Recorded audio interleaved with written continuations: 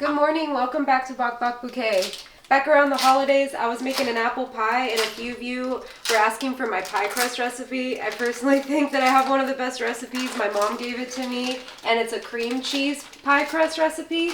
It's super flaky, almost like a puff pastry kind of crust. It's so delicious. So today I'm going to show you make it. So it's just a package of cream cheese, and this will actually make enough for 2 crusts. So if you're doing like a sweet pie, it could be the top and bottom, or if you're doing a quiche, an egg pie like I'm doing today, you could have 2 quiches. So just a package of cream cheese, and keep them in the fridge right before you're going to make it. You want them to be extra cold because once they start to warm up, the fats start to separate. So you want them to be like really crispy, freshly cold. So I just pulled this out of the fridge right now while Ricardo was getting everything ready to film, taking his time. So 1 package of cream cheese. It's an 8-ounce package. So if you're doing a 4-ounce package of cream cheese, 1 stick of butter. But I have an 8-ounce package of cream cheese, so I'm going to do 2 sticks of butter, and that's why it'll make 2 pie crusts. Just going to chop it up a little bit so the blender has less work.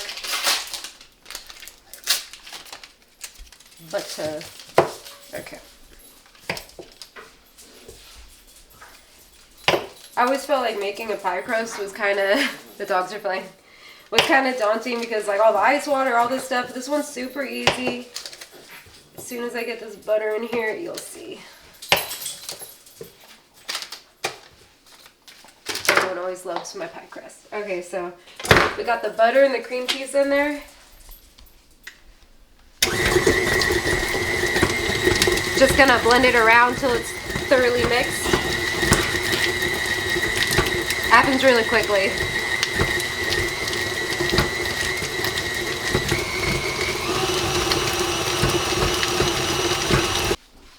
That already smells super good, just butter and cream cheese mixed up. So now I'm gonna do 2 cups of flour, and so it doesn't like poof in my face, I'm just kind of slowly drop it in, because if you just dump it in there, you'll get dusted.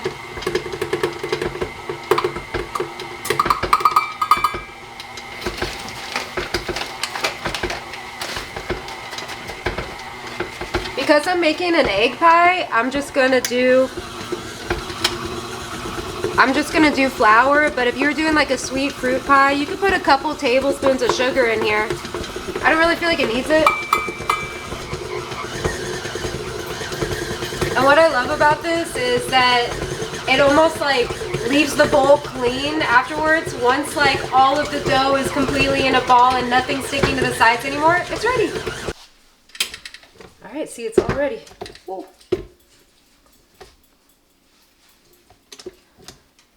I'm going to, I have 2 plastic sheets laid out.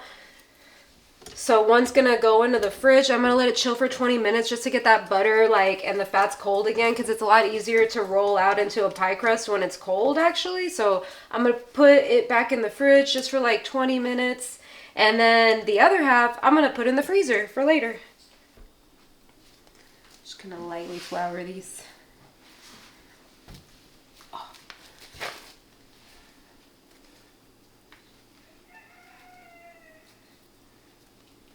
I'm just gonna separate it in half, so figure out what's half.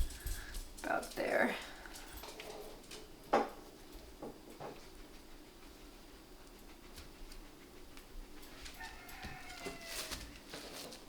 Do these balls look the same to you?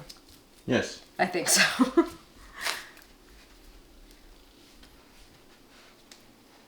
They freeze pretty well, but if you want to put it in the fridge, it'll last a couple days if you wanted to make something in a couple days with it.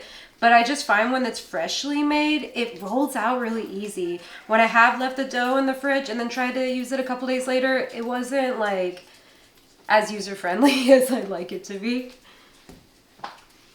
It still worked, but I thought, wow, it actually is easier fresh. All right, so I'm gonna wrap this up. The other one I'm going to wrap up and then also put in a freezer Ziploc bag, pop it in the freezer. This will go in the fridge, so I'll see you in 20 minutes. Ricardo took this picture when Lizzie and Ron were little baby chicks. That's our frizzles out there. That's our frizzle rooster and our little white fluff ball Lizzie. Weren't they so cute having a picnic? I washed my countertop with soap and water, and now we're gonna get rolling.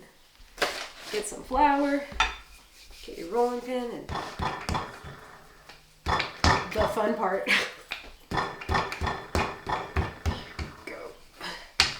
No way to do this gracefully, right?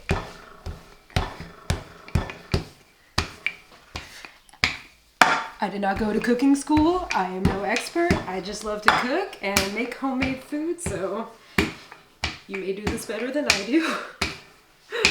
We're just gonna roll it out into a perfect circle.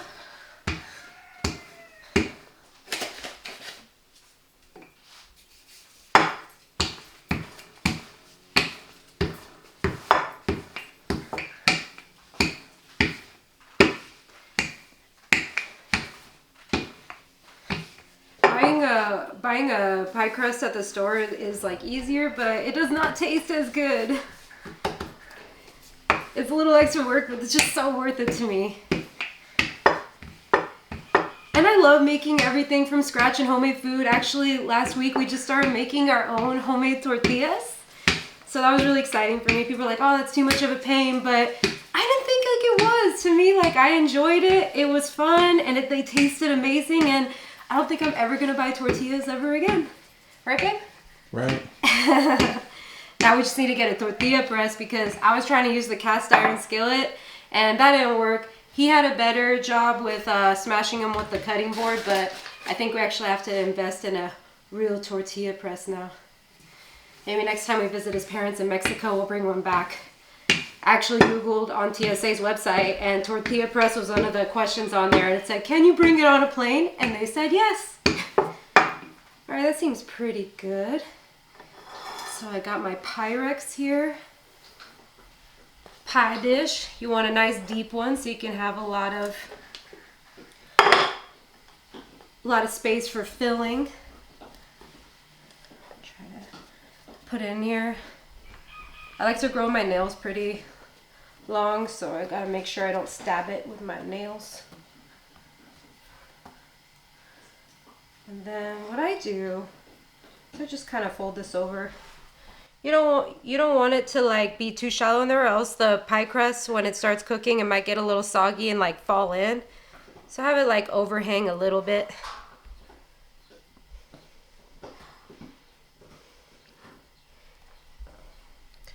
I'm still practicing how to make the pie crust look pretty. All that matters is it tastes good, right? Okay, I just usually get a fork and maybe pinch it along the side, but when it starts to cook and it puffs up, kind of can't even tell what design you did anyway.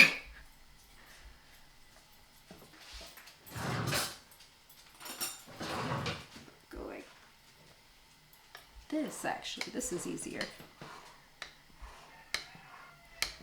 And then I'm going to put this actually back in the freezer while I chop the vegetables and preheat the oven, because you want it to go into the oven extra super cold. If it's frozen, even better, because again, you don't want the fats to start separating and the butter and everything before it starts cooking, or else it'll bake so much better if you bake it from frozen than if it's warm right now. It'll just get all like soggy and the oils will separate. You want it to be super cold and then cook, and you'll have the best results. So I'm gonna pop this in the freezer and then I'm gonna chop up the veggies.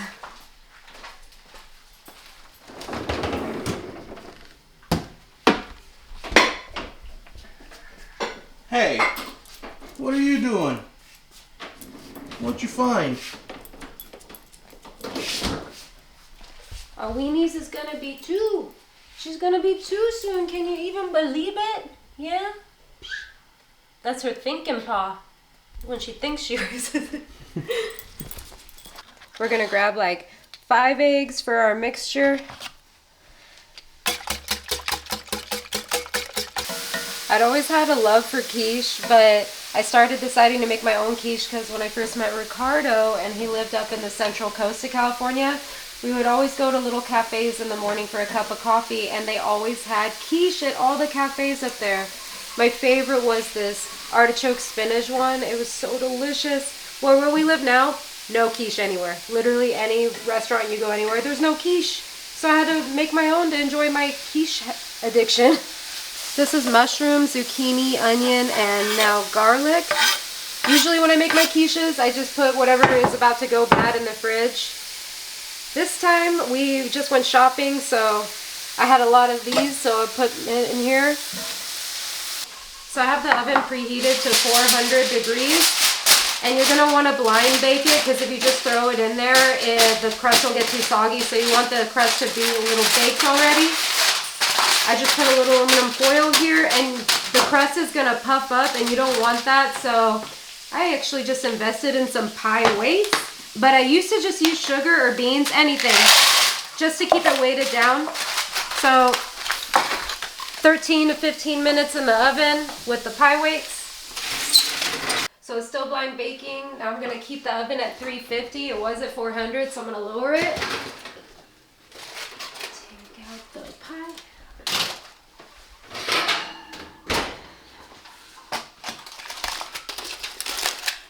Let's see what it looks like.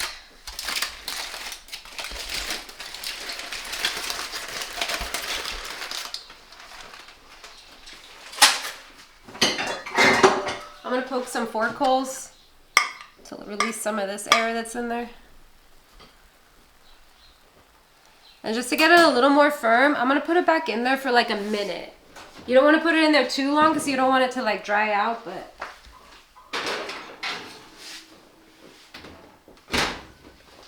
it was like really soggy looking, so I just wanted to get like a little more firm, but just a little. See, now it looks like this. It's not as shiny. So then you're going to put your favorite cheese on the bottom. I like this cashew vegan cheese from Trader Joe's because my body hates me and I'm sensitive to everything and I can't really handle real cheese.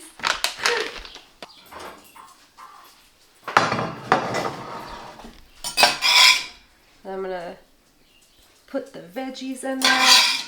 A couple months ago, I made a rajas con queso, which is like poblano peppers. I roasted them on the barbecue, peeled the skins, and put that in here. And it was one of my favorite ones I've ever made. But let me know in the comments, what are some of your favorite quiche flavors? There's so many endless combinations that you can make. I know I'm going to love this one. I'm obsessed with mushrooms, so anything mushrooms, I'm down. Not everyone likes mushrooms, so you might think this one looks gross, but we love mushrooms here.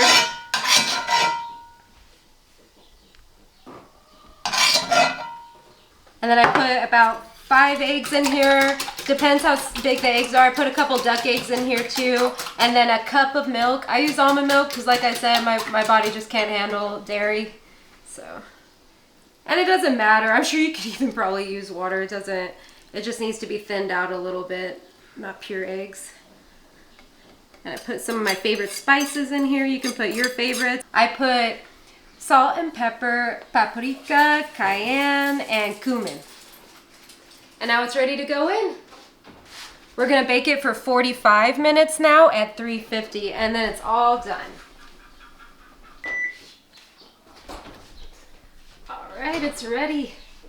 And the house smells amazing between the crust and the quiche. I can't wait to let this cool off.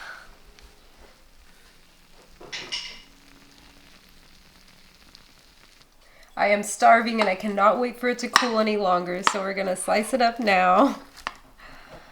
Can't wait to eat this. And thank you so much for joining us. If you like this video, give it a thumbs up. If you want more cooking with eggs videos, let us know down in the comments. I hope you try this recipe. We'll see you guys next time. Bye.